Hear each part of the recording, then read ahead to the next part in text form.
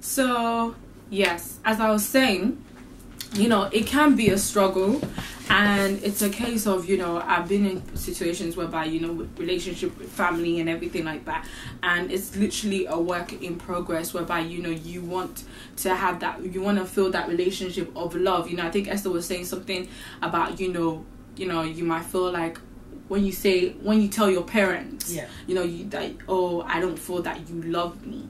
Now, I think in one time or one place in our lives, we might have felt that maybe because our parents are reminding us, or, you know, telling us of that, oh, maybe they don't love us. Meanwhile, they actually do, but it's kind of like sometimes the way it comes across doesn't seem or feel that they love you, so you kind of question that love kind of thing and think, do this family of mine, or do my parents or my siblings actually love me? But it's kind of like knowing that, you know, these people actually brought you into the world and they do love you. But yes, there are situations whereby, you know, you can't help but question it, or it might be situations whereby, as you said, you know, there might be, you know, family, you know, situations, family issues that might cost you, whereby you and your family are not necessarily in the best of terms, but hopefully, you know, through God's grace, it can be worked out, and, you know, there can be that fellowship and that union again. So yes, I think everybody goes through that season whereby you might question certain relationships about the love that person has for you, but you have to know for yourself that, you know, love first comes from God, you know. And the fact is that, for the fact that he says, you know, you should love your neighbor as you love yourself, and the fact that he loved you even in your sin, gives you enough, you know, how do you say, assurance. Thank you, that's the word. Gives you enough assurance to know that regardless, you are loved, and that if he loves you as a father, even your earthly father, you know, somewhere in his heart actually loves you. It might not be shown, but actions do speak louder than words. But, you know, even in some ways, you know, just knowing that he loves you, like, even I think it's also a case of, even when you're not being shown love, to still show love. Of course. Even if that person isn't giving it to you, give it to them. Give it to them. Hey, yeah, give it back to them. Give it back to them in love, rather than giving it to them in, you know, in a bad coin, or giving it to them in a negative attitude, or in a negative response, or I don't know, but just give it back in love, because that in itself will speak to them. That will speak volumes. That will speak words to them and make them think for themselves, like, oh my goodness, I'm doing all these things, but this child or this friend is still showing me love. Like, that will just build the person that you are, you know. And, you know, it speaks of your character, to be honest. It speaks about your character, to say, like, wow, you are really something, you know. You know, because no one is perfect, but it just shows the growth and where you're at, and the level of maturity as well that you have as an individual, as a person, to speak of your being, of your person. So yeah, I think also it says in Luke 6:38 that we should give, and it shall also be given back unto us. Good measure, pressed down, shake it together, and running over, shall men also give back unto you. So, you know, just as what Buki said as well, it's about giving your time to people that you love, people that you are in relationships with. You want to give them your time. It may not have to be money, it may not have to be sex, but it could just be being free with a person. It could be communicating on the phone, it could be going out with them, it could be spending time with them at their house. You know, sometimes when you think about relationships, you think about, okay, money, but money's not always the answer, although we do need it, of course. But there's more to life than money. It's about showing love. It's about sharing the fact that you two can have a good time, that two people can have a good time together.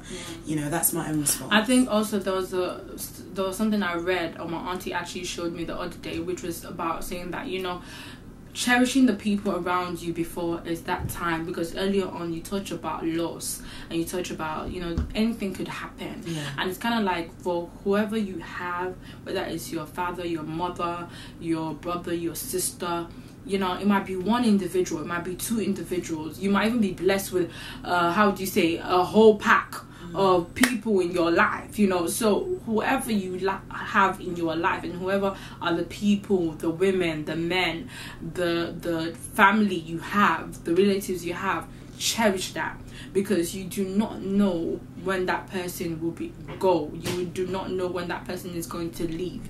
You do not know when that person's time is going to be up, because we are not a people that know about the timing of when that minute could go. So we've always got to make time work for us, because time doesn't necessarily work for you. You have to make it work. You know, you have to do it for it to work for you. Like, it's not just going to work at your own pace. You've got to make it work for you for it to happen.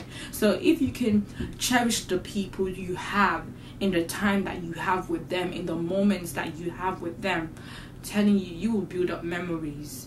You build up a lifetime of, how do you say, you're just a memory book, you know, in your mind, in your spirit, that you can share with your family, your brothers, your sisters, in your own time. When you get married, you have your own children, you can share those memories. You know, everybody has the memories, that the childhood memories they have, that of how I grew up and now I'm here and, you know, I'm an adult, you know. So it's kind of like, in this moment, with the people that you've got, that you have close to you, hold them close.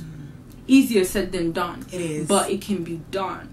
You know, it can be done, and it takes making the effort. It takes prayer as well. Most especially, it takes prayer as well, because I remember there were times in my life that I felt that maybe my relationship with my sibling wasn't necessarily the greatest, and I'm not saying it's perfect or is where it should be as of yet, but it's kind of like you pray about it. And I think it's also about praying for yourself and saying, do you know what, in the aspect of where I have flaws and where I need some change in my life, and to be a better person, that God should help you to be the best person and to remove certain aspects of you that are not good, so that you're able to be the best sister or the best, you know, friend, or the best, you know, people person, to relate to people. Basically, it's really good to be a people's person, actually, because even where I work as well, I relate to so many people every day, and that's how I develop strong relationships.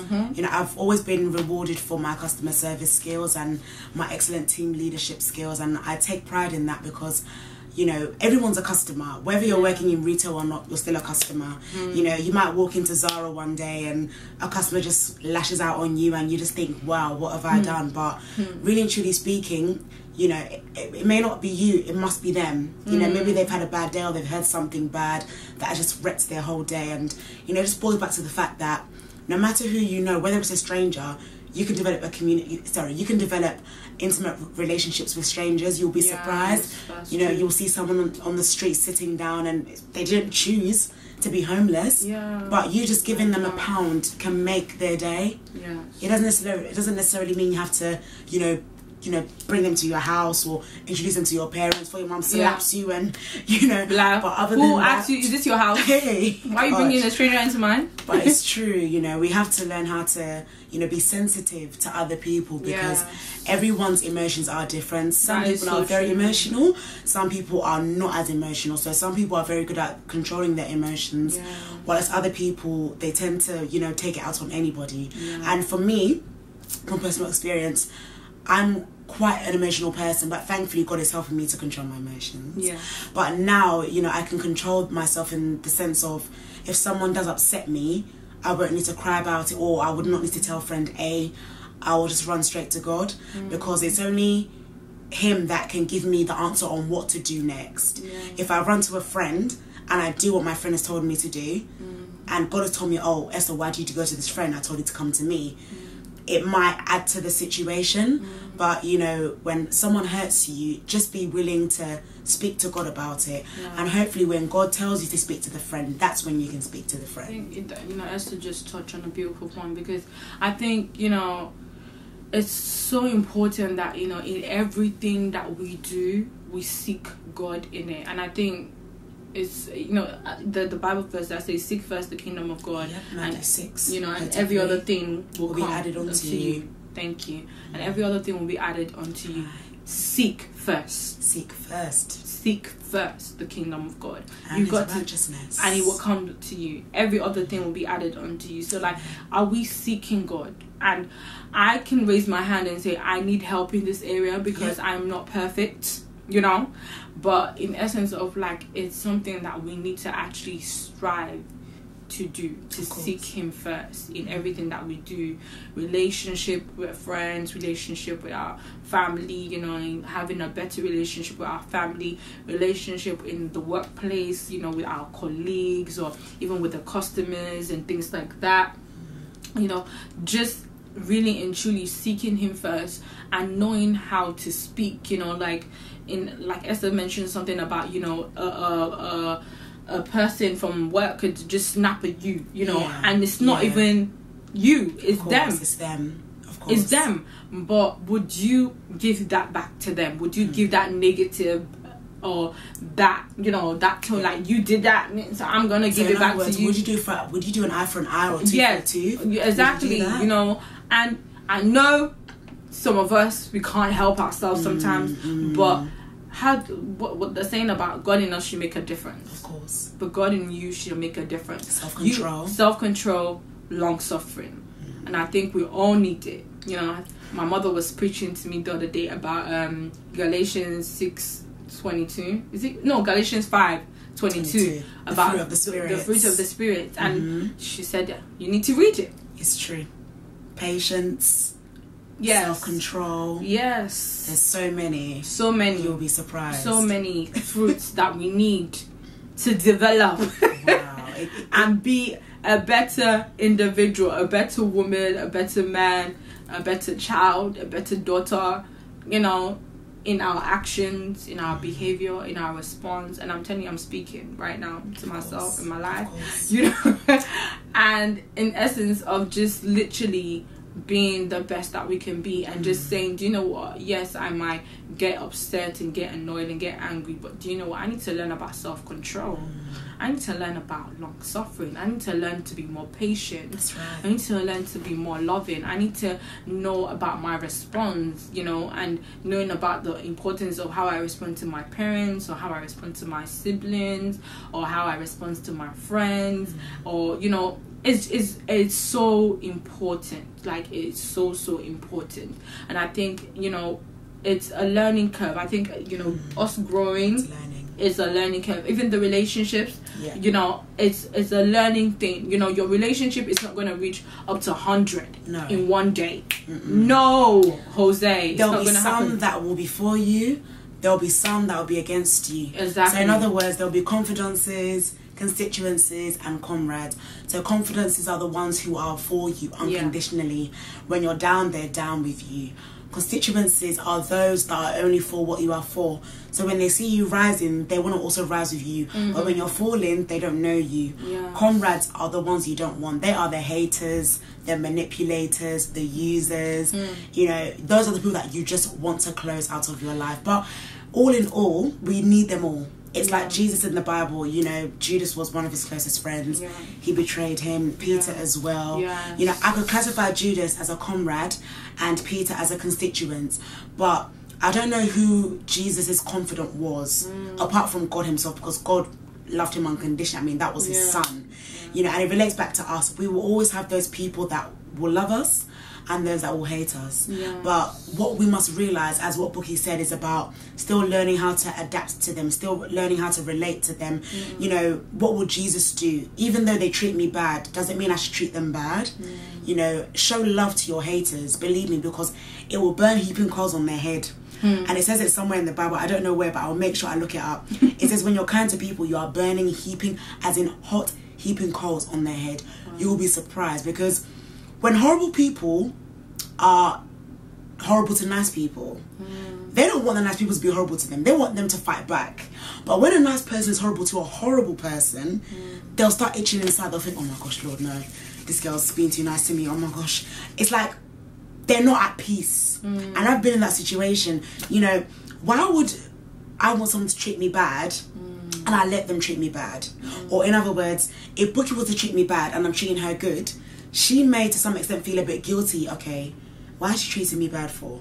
You know, it happens. It does happen. It does happen. It does happen. I think I've been in situations whereby I felt like, do you know what, friends that will only call you when they need you. Oh my goodness, it happens. But when, you know, now this is real talk now. Real talk. You know, they only call you, they only pick up the phone.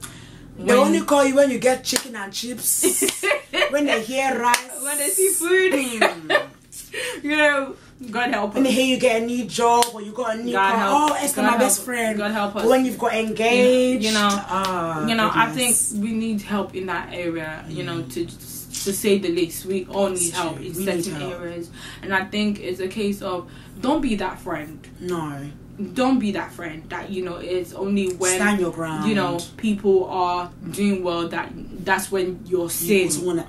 You know, be a friend whereby, you know, seeing whether things are great, things are not, you're there. Do you understand what I'm saying? Although yes, there's some beautiful friendships whereby we do all get busy in life and everything, and you know, everybody's either, you know, at uni or maybe they are in a different country, you know, and because of that, you know, there isn't that much, you know, how would you say it? There isn't that much, you know, communication basically, but there is communication. You know, that communication isn't as much. But the reality of the beautiful thing is that because of the foundation that you have, I think I was saying this to a friend the other day actually, it's like I'm having flashbacks, you know, because of the foundation that you have, no matter how far they go or no matter how far you are, that relationship, when they come back, it just flows. And not only that as well, it just flows. It's like that person never went. Exactly. And just in relation to that, it's like, I remember my friend told me that it's not the amount of years you've known someone,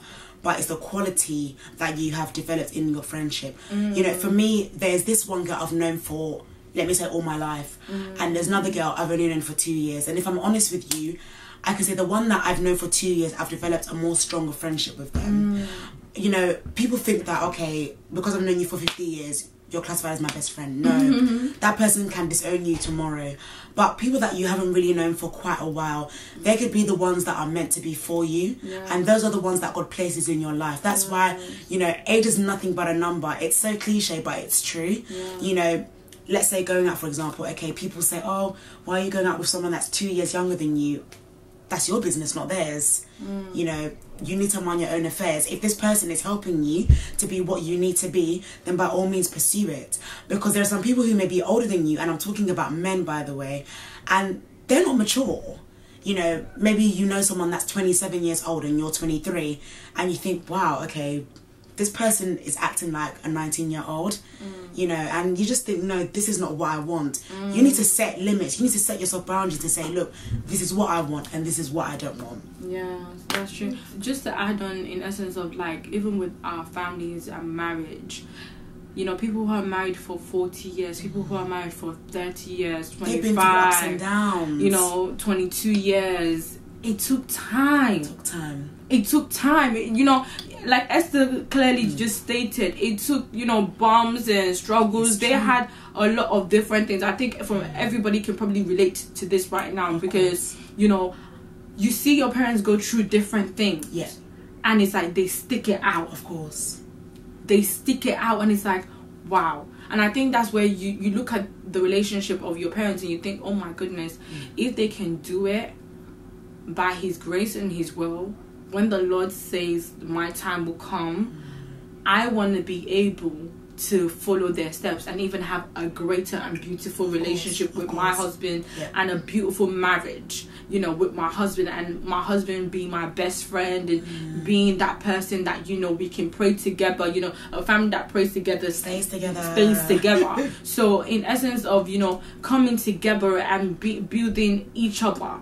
And I'm telling you, for any relationship or marriage to last so long, it has to be like, you know, they have literally been working together, building each other. They have said, you know what, this is to the end, to eternity, you know, to eternity. You are mine, I am yours, to the very end. And if that's not the case, then why are we together? But because that is the case, they have stuck it. And I think it's such a beautiful thing for the young generation to see. Even though there are a lot of divorces happening, there's still beautiful marriages that are still going on up to date.